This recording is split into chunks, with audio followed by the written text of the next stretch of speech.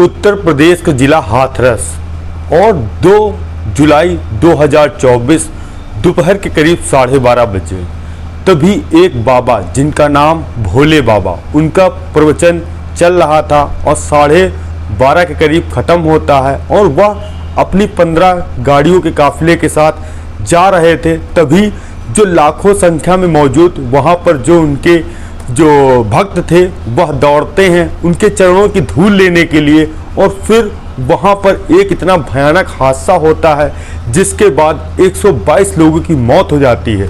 जैसे ही यह खबर सोशल मीडिया के माध्यम से फैलती है, इंडिया ही नहीं पूरे देश में फैल जाती है कि आखिर चरणों की धूल से 122 लोगों की मौत कैसे हो सकती है।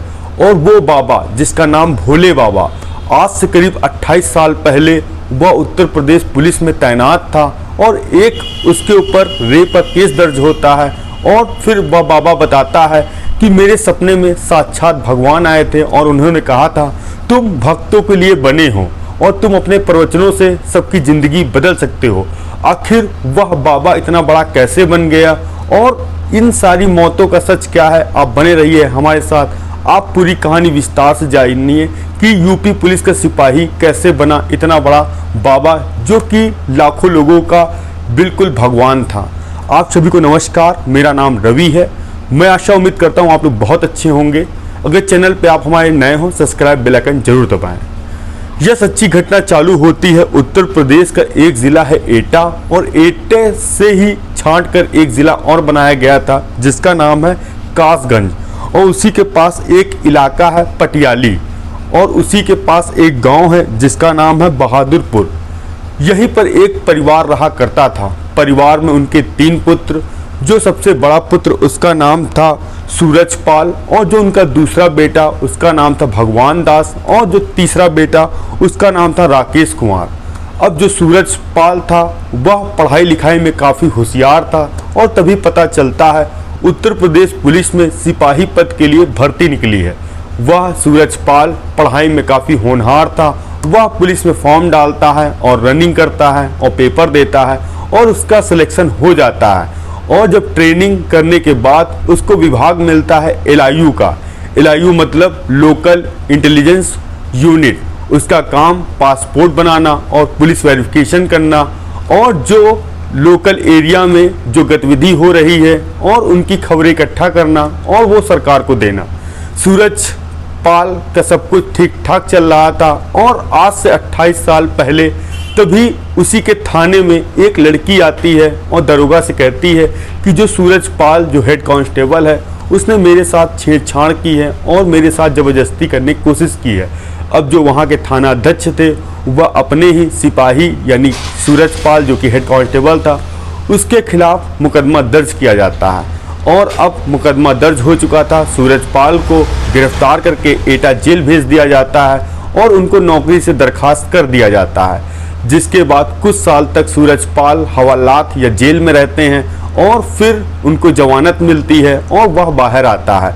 इसके बाद यह सब केस चल रहा था और जो सूरजपाल था वह आगरा में ही किराए के मकान में रहता था अपनी पत्नी के साथ। फिर उसने सोचा क्यों ना अब पुलिस में नौकरी ना की जाए क्योंकि आगे कोई करियर है नहीं और क्या पता यह केस आगे लंबा चले, इसके बाद फिर मुझे जेल जाना पड़े और नौकरी मेरी बिल्कुल चली जाए। तभी सूरजपाल के मन में एक ख्याल आया क्यों ना अब बाबा का चोला ओढ़ लिया जाए और लोगों की सेवा की जाए क्योंकि उसमें पैसा भी बहुत है और भक्त भी बहुत मिलेंगे जो सेवा करेंगे। तभी सूरजपाल 2002 में अपनी नौकरी यूपी पुलिस से VRS ले लेता है और उसके बाद अपने आगरा के किराए के मकान में वह अब एक प्लान सोचता है कि बाबा कैसे बना जाए। तभी एक दिन वह लोगों से कहता है कि मेरे सपने में साक्षात भगवान ने प्रकट हुए हैं और उन्होंने कहा है तुम देश की सेवा करने के लिए बने हो और जो तुम्हारे घर में लगे बम्बे पर पानी पिएगा उसके सारे दुख दर्द और बीमारी दूर हो जाएंगी। जैसे ही यह बात आसपास लोगों को पता चली तो वह जो सूरजपाल के पास आने लगे। तभी उसने सोचा क्यों ना अपना नाम एक अच्छा सा बाबा वाला रखा जाए। जो सूरजपाल ने अपना नाम फिर नारायण सरकार विश्व हरि रख लिया। जब जितने जितने लोग जाते थे उसके पास और जो वहाँ का पानी पीते थे, और उसके बाद लोगों का कुछ कल्याण भी होने लगा या इत्तिफाक कहें, यहीं से बाबा की दुकान चल पड़ी।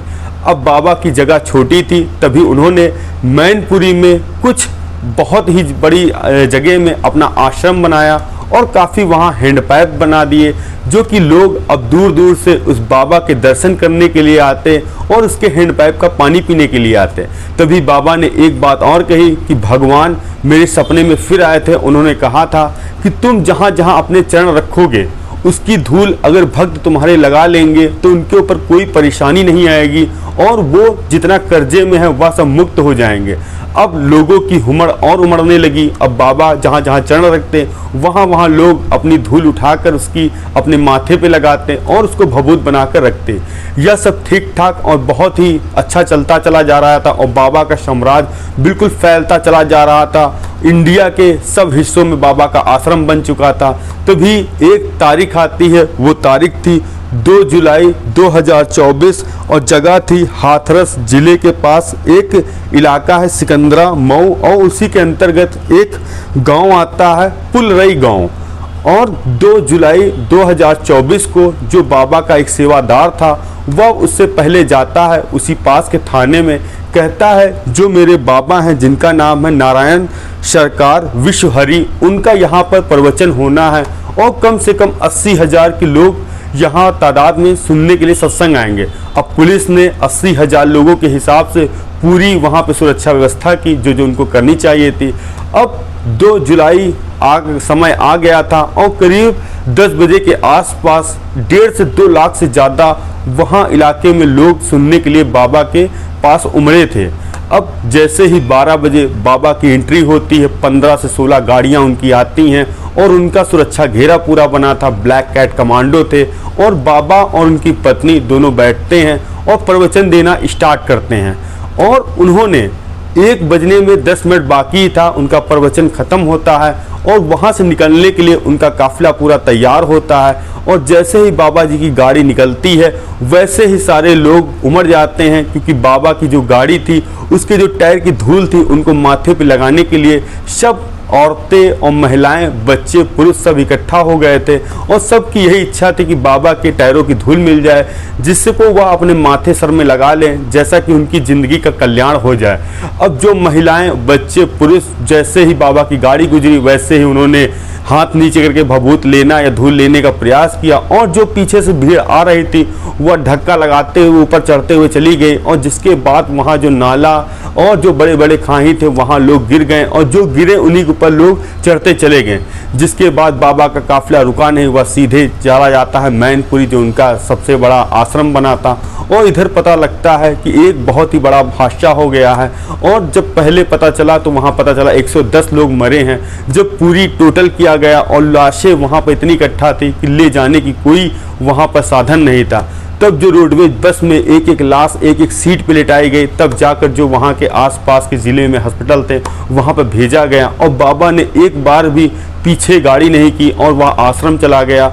और तभी जो मैनपुरी के आश्रम में उसके सेवादार थे और जो रात में मीडिया कर्मी और उसी थाने के जो थे डीएसपी थे, वह जाते हैं और कहते हैं मैं अभी बाबा को देख के आ रहा हूँ। वह जाते हैं रात में 12 साढ़े 12 बजे के आसपास आश्रम जाते हैं और बताते हैं बाबा यहाँ नहीं है।